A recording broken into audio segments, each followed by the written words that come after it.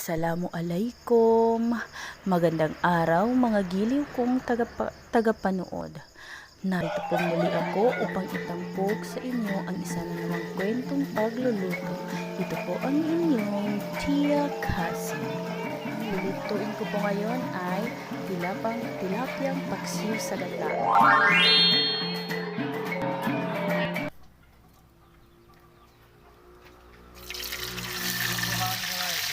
Ayan, una kong pinrito yung mga tilapia para ready na mamaya. Di nga lang ho, kalakihan yung tilapia natin ngayon dahil gawa ng syempre dagat tipid-tipid dahil crisis ngayon, ito lang yung kaya ng budget natin. 1 kilo lang yung kinaya ng budget, 10 piraso lang yun eh. Naalala ko tuloy yung kanta ni Mura na wala ng mura sa panahon ngayon. Ay, napakanta. Ayan ho, hahanguin ko na yung pinirito ko dahil luto naman. Pero pakiramdam ko parang ako pa yung unang naluto dito kasi sobrang init.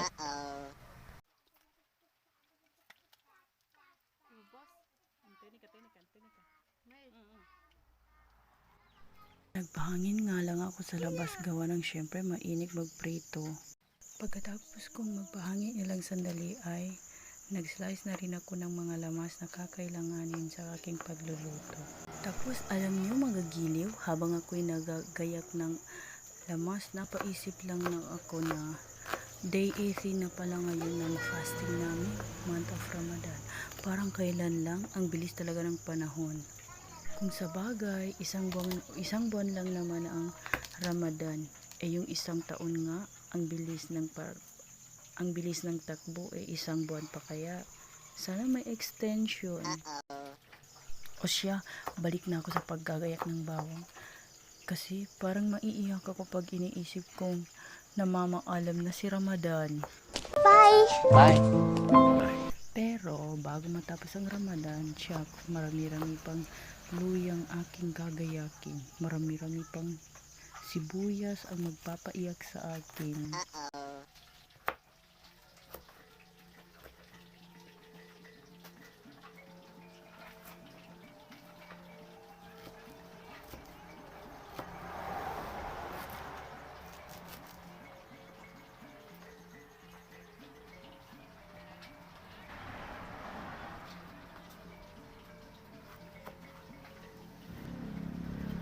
Nag-slice na rin ako ng kamatis at tinanggal ko yung mga buto-buto. Itinapon ko yung mga buto-buto sa tabi para sakaling tumubo tapos mamunga, hindi na ako bibili ng kamatis. Magkakatipid na ako o diba, advance ko mag-isip.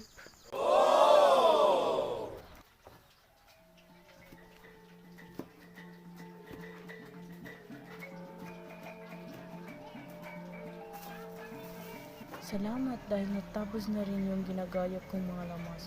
Feeling ko 1 taon akong naggayap ng lamas. 1 taon?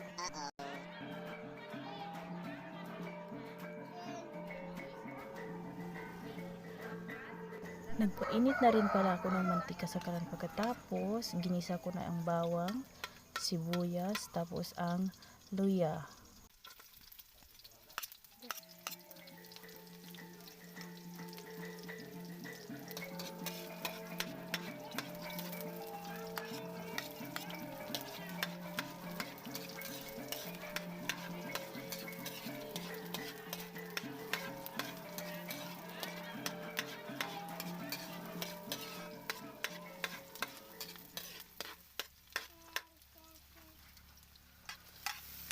Isinunod ko na rin ang kamatis.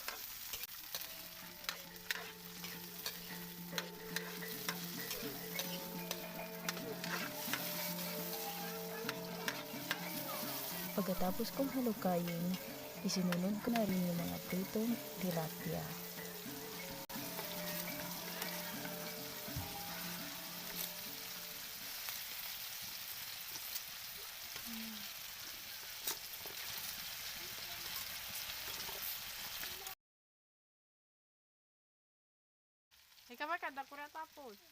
Nilagay ko na rin yung gata ng niyog, tapos naglagay na rin ako ng paminta, asin at asukal, pampabalanse ng lasa.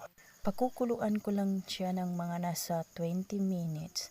Tapos, maganda rin ito siya mga gilyo pag meron kayong gulay. Pwede ito siyang dagdagan ng mga kagaya ng repolyo. Okay, syempre masarap din yung repolyo sa gata.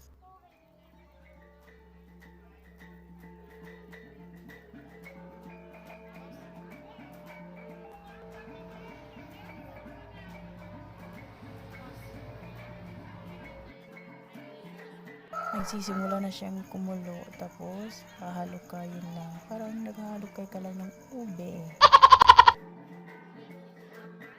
After 20 minutes, luto na po yung aking tilapyang paksiw sa gata. Tapos hahanguin ko na, pasensya na po, hindi ko na videohan yung pagkuha ko ng kalan. At syempre mga giliw, bago ko makalimutan, don't forget to like, share, and subscribe na rin po. Click nyo na rin yung bell button para updated kayo sa susunod ko pang mga video.